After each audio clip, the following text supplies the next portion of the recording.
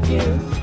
Got my chips cashed in. Keep trucking like the Doodah Man. Together, more or less in line. Just keep trucking on.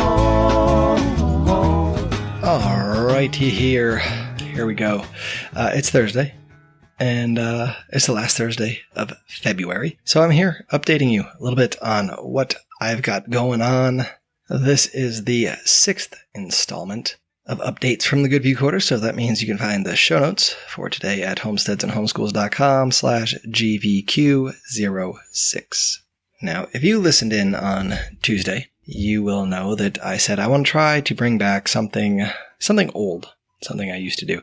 If you go back into the beginning of this show, probably the first, maybe 10, 15 episodes, at the end of the interviews, I would recap some environmental things from a free market perspective. And I do the same for some educational things going around. And if you are curious about free market environmental things, you should check out the show Free Markets Green Earth that I do with Nick Picone. We kind of team up and go over some of those things together. So that's not what I'm going to be talking about. I'm going to be talking about school-related things, about homeschool-related things, children, all that good stuff. So I am going to start there today. So the first thing I want to talk about is a bill introduced in Mississippi. It's House Bill 188, sponsored by Representative John Hines. And what it does, basically, it would mandate curriculum that homeschoolers in the state would have to learn, right? So homeschooler parents would have to teach some things that would be mandated by the state. Now, to some degree, that kind of exists already, right? You have to have school a certain number of days. You have to meet for a certain number of hours. You have to cover certain standards. And when you think about it, that already in itself kind of negates homeschooling, right? People pull their kids out of school because they don't want to send them to government school for a multitude of reasons, but one of them being you just don't like what's being taught, right?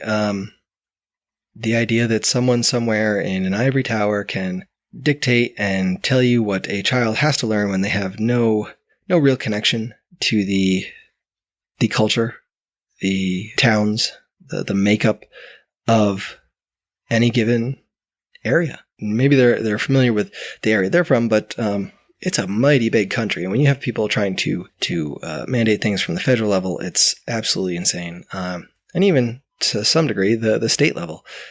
Most states are fairly big, and it's going to be pretty diverse. And what works in one area might not work in another area. So this bill has to do with Mississippi history and U.S. government courses. So, the schools have to teach them, and this guy wants the homeschool families and private schools must teach the same courses. I can almost understand where he's coming from if you don't think about it. But when you actually think about what's going on, it boggles your mind, right?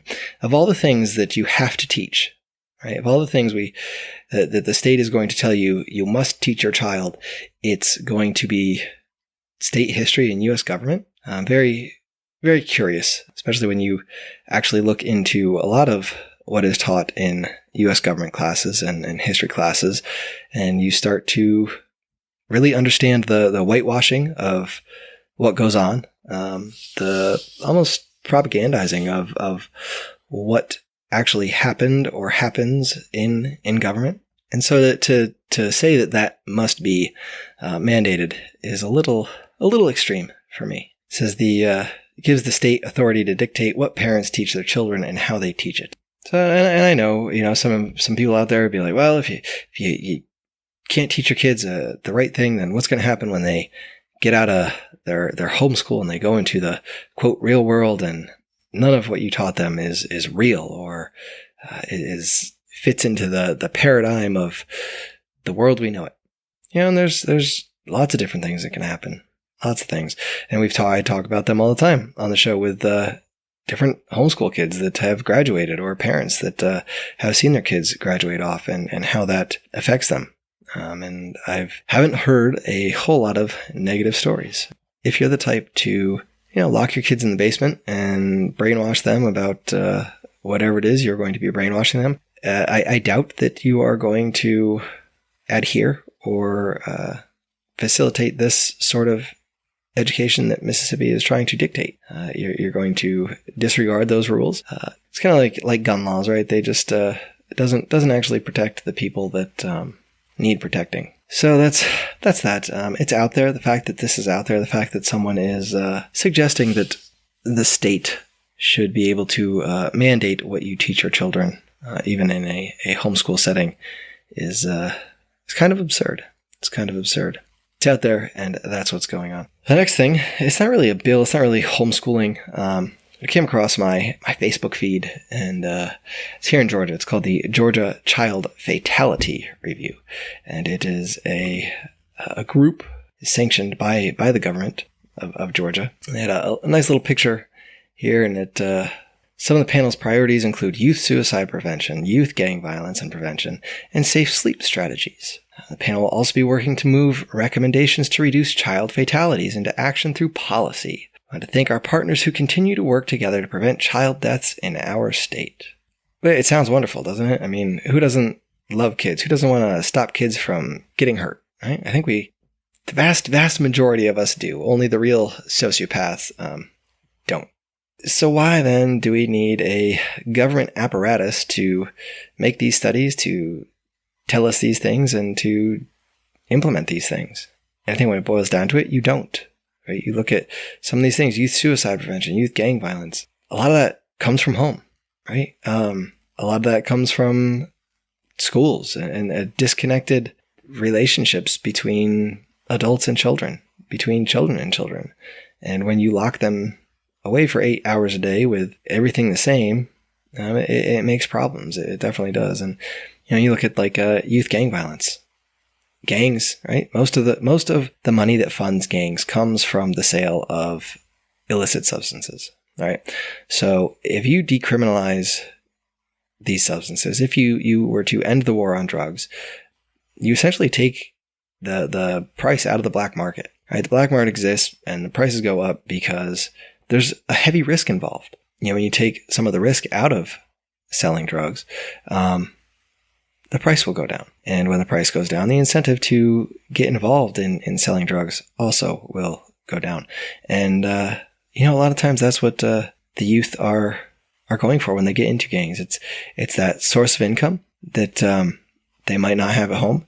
It's a lack of family, a lack of connectedness. And so they turn to gangs for those relationships and that support. And so, here we are. We have a government arm. How are we going to reduce gang violence? Well, I just gave you the answer. It's not hard. It's not hard at all. But it's something that they don't want to do, because when you make drugs legal or decriminalized, the government can't get involved with that anymore. And then, the last one, safe sleep strategies. I think they're talking about SIDS there. And again, SIDS is a horrible thing, but last I checked, no one was really sure exactly what caused it. And I know not too long ago, the research changed and said, sleep on their belly, no sleep on their back, no wrap them, no don't wrap them. And it's always a mix. And it's kind of like the food pyramid, where we have these recommendations from high above and all of a sudden they change. Oh, no. What we were telling you is wrong. And we have to do it this way now. So it's kind of ridiculous that this is here. Just for one, because of the cost to taxpayers that it has to, create this thing, this child fatality review. You look at the picture, there's a mess of people there. And then you have to consider that no doubt some of this will come with policy, right? They already tell us, reduce child fatalities into action through policy, which is just, anytime you see that, you should be concerned. Whether that's, because that inevitably will come into how you parent your child, how you take care of your ilk, right? That is where that comes in. Policy is enforced, and the enforcement is on the individual. And so who knows what those policies will be? And we've already seen some of them, with car seats. The age of car seats keeps going up, to the point where it's absurd. Right? There are adults that don't fit the criteria to be out of a car seat. So that's kind of that on those two topics. Let me know what you think. I don't know if you like hearing me ramble on a little bit about what's going on in government and how that's going to affect us, or things we should all kind of be worried about and looking at. Let me know.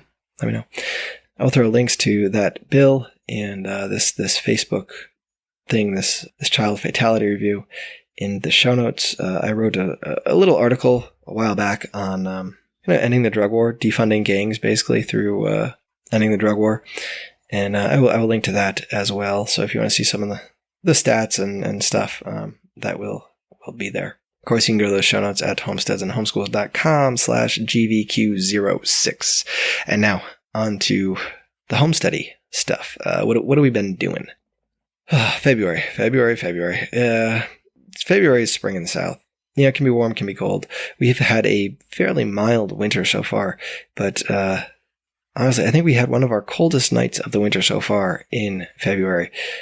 Maybe two of them in a row. I think it was like 25 one night and 28 the other night. Now, it might not sound cold, but for us down here, that's pretty good. It's pretty good. Anyway, so yeah, all the plants managed to survive except for some of the peas. We'll have to replant some of those, but everything else came through pretty good. The getting our nightshade crops in, right? All those tomatoes and peppers, there's some eggplants. We'll not sure if we're gonna pop them in yet, but we got the tomatoes, peppers going, and have to make the final decision here soon about eggplants. But so those are potted. It sucks because one of the things we have, one of the problems I have right now with our setup is we don't really have a greenhouse. We don't have any place to really start seeds. Our house is situated very much north-south, and the way the windows are and everything else, when they built it, they were thinking more about how it lines up with the road than anything else. And so, the lighting, we get a little bit of light in the winter and we get a lot of light in the summer, which really sucks because it means summer in the house, it's really hot, and winter in the house, it's pretty cold. So we have to figure out some way to do seedlings. Now, there's a couple different setups we've been looking at. Some lights on tables, stacked shelves, and we might be able to do that next year. But this year, not going to happen. Because again, there's no room to put it away from prying hands, and I know from experience that we can't just leave them out ground level unprotected. They have to be shut away behind a door, locked up, if we want to keep them safe. But I guess that comes with it, right? That's how life goes. That's how life goes. And the goats are doing well, getting bigger. And we disbudded.